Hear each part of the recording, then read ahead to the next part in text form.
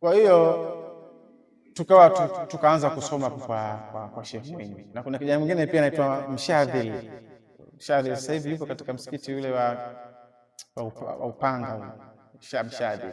Tuko darasani pale kwa Sheikh Mwinyi, na Sheikh Mwinyi alikuwa yuko mzuri sana kwenye mambo ya lugha, sarfa, nahwu, alikuwa tu nani sana vizuri. Na darasa jingine lile palikupo mwalimu Isa, kuna kina mwalimu, sasa ndio unakutana kule, kuna mwalimu Mweneu, Ustaz Suleimani, huyo unakutana na kuna ustazi mmoja Ustaz Uthmani, na kina Said Khalifa, wengine ambao walikuwa wanasoma kule kwa ustadhi kwa ustadhi Isa.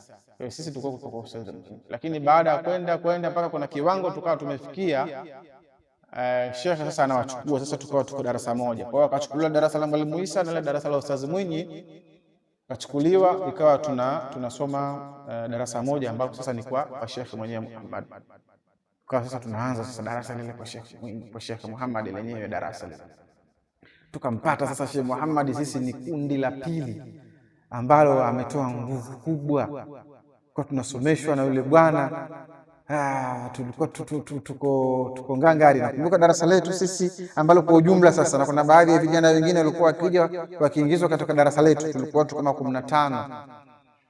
Tulikuwa 15, mmoja hapo nikiwa mimi, akiwa Ustadhi Abubakari Liwali, Ustadhi Suleiman Shabani Bege, Ustadhi Hussein Dosa, Ustadhi Uthmani, Ustadhi Umari Huseni, kuna kuja Ustadhi Samiu pia tulikuwa nayo, Ustadhi Abdallah, wako wengi, Ustadhi Said Khalifa, Uthman Isa nishamtaja. Kuna wanafunzi wengi sana, na wanafunzi wengi sana wengi walikuwa wakitoka Kondoa. Sheikh alikuwa wanafunzi wengi sana wakitoka Kondoa sana. Kwa hiyo tukasoma pale, Sheikh hasa tumeanza kuingia kwa darasani kwa Sheikh mwaka 2007. Tukasoma kwa Sheikh 2007, 2008, 2009, 2010. Fika 2010 bado tuko kwa Sheikh pale tunasoma. Nakumbuka na mimi nilipofika pale baada ya kukaa muda mchache, kwa sababu tayari kule nilikotoka alikuwa tayari na kile kipaji cha kuimba, nikawa nimeingia sasa katika kuimba, kawa ni kiongozi pia wa waimbaji pale, naimba mambo ya maulidi na nini. Lakini nikirudi kule Tanga, nilipita pia katika madrasa nilipelekwa na Sheikh Konsel. Baada ya kutoka Tanga pia nilikuja 2000 nilipotoka 2001 Dar es Salaam. Niliporudi kule baada ya kukaa kidogo kule, nikawa nimekuja Tanga mjini. Sheikh Muhammad Konsel akanambia, wewe utakiwa usome dini. Akanishika mkono akanipeleka Tanga Sisi kwa ustadhi mkuu, kwa ustadhi mwalimu mkuu pale wa Tanga Sisi.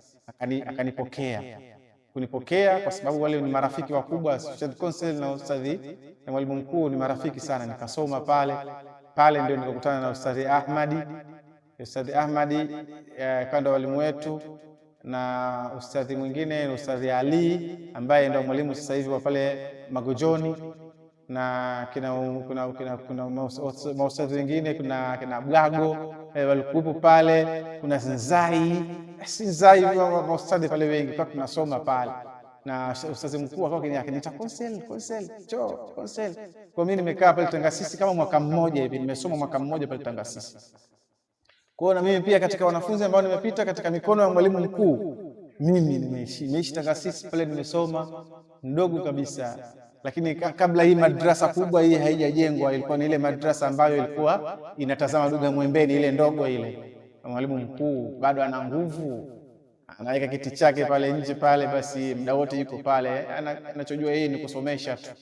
Na baadaye pia aliingia kwenye familia yetu, ikawa ndio kama baba wa familia kwa pale mjini.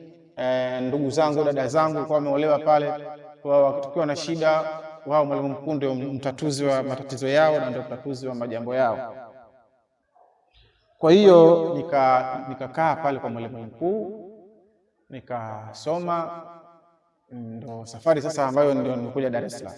Sasa wakati nilipo pale kwa Sheikh Konsel, kuna bwana mmoja yuko Ubungo anaitwa Mzee Bakari, alikuja darasani kwa sababu tuna darasa za jioni pale Ad-Dawili, na kuna darasa baada ya magharibi pale Ad-Dawili, msikiti wa Dawili, na kuna darasa baada ya al-Ishai pale msikiti wa Dodoma.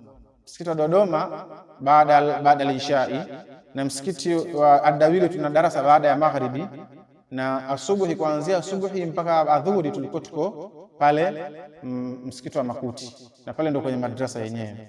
Kwa hiyo wakati tupo darasani pale Ad-Dawili magharibi, kuna bwana mmoja akaja akaongea na shekhe.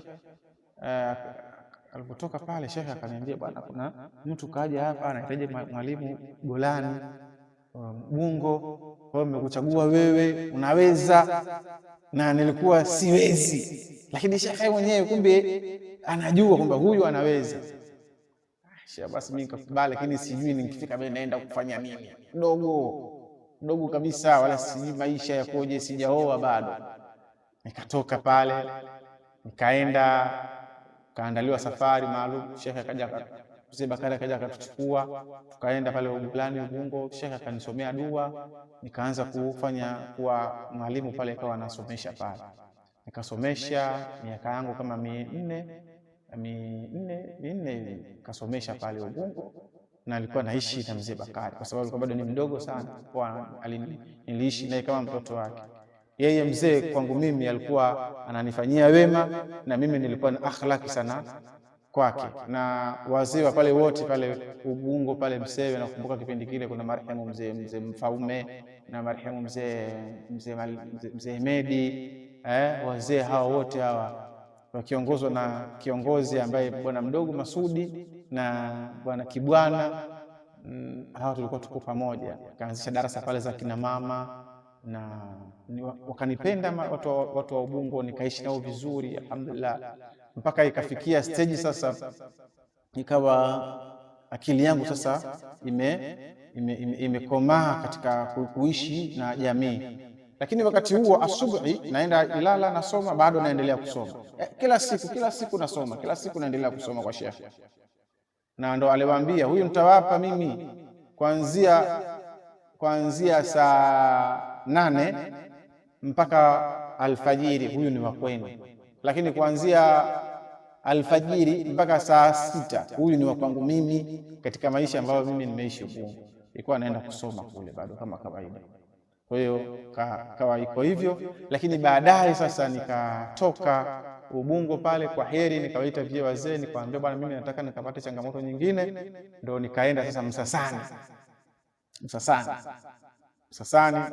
Msasani ndio mji ambao nimepata maendeleo ya kibinadamu, pia na maendeleo ya kielimu na ya kiuchumi. Nimekaa pale Msasani pale mimi nilipokewa na mjomba wangu mjomba ambaye ni baba mmoja na mamangu, anaitwa Kumbiro, jina lake anaitwa Kumbiro. Walikuwa na madrasa yao wanaita Thamaratul Janna, yeye na ustadhi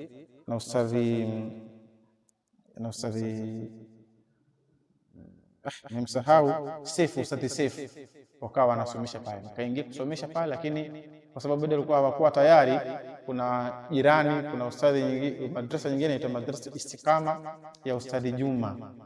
Ikawa niko naye pale Ustadhi Juma, huku nasubiria mambo yakae vizuri. Kakaa na Ustadhi Juma, tumeishi vizuri miaka 2 pale. Na Ustadhi Juma Musa, naye ni mtu wa Pangarawe, baba yake ni mtu wa Pangarawe, Msambaa, Msegeji huyu, na changanya na Usambaa. Yeye kwao ni pale Msasani. Ikawa nasomesha naye huyu, tukasomesha. Lakini baadaye kule kulivyokuwa sasa kuko tayari, nikarudi sasa pale madrasa. Nikakaa pale madrasa sasa, ikawa nasomesha pale, nikawa sasa nasomesha kwa nashati. Ikawa na wanafunzi wengi, wazazi wakaniitikia vizuri. Na kipindi kile nilikuwa mtihani na majukumu pale, nikawa nipo na Ustadhi Mwambo huyu wa Ubungo, ikawa niko naye Msasani, tuko madrasa moja tunasomesha. na tunasoma Ilala, tunarudi pale tunasomesha maisha yetu haya. Kwa pale nikasomesha na wanafunzi pale ambao sasa hivi nao pia ni waalimu. Ustadhi Ali Salum nikamchukua pale nikamtoa nikampeleka makao makuu Ilala, na sasa hivi ni khatibu mkubwa, ni mwalimu na msikiti wake yupo hapo kwa Kisarawe tu, lakini pia yupo Kiwalani. Na wanafunzi wangu wengi tunakumbuka wanafunzi Ahmedi, wanafunzi Suleiman, Ismaili, Arabi, Saidi, Abduli, Rama, wako wengi sana, wengi nilikuwa ndo marafiki zangu, waishi vizuri sana, nimeishi nao vizuri sana, na wazee wao pia nimeishi nao vizuri sana. Pale Msasani tulikuja kuanzisha umoja wa walimu ambao mwanzo ulikuwa ukiitwa Jua Mama, lakini baadaye ukabadilishwa ukaitwa Al-Basira, ambapo baadaye sasa mimi nikachaguliwa pale kuwa kama katibu msaidizi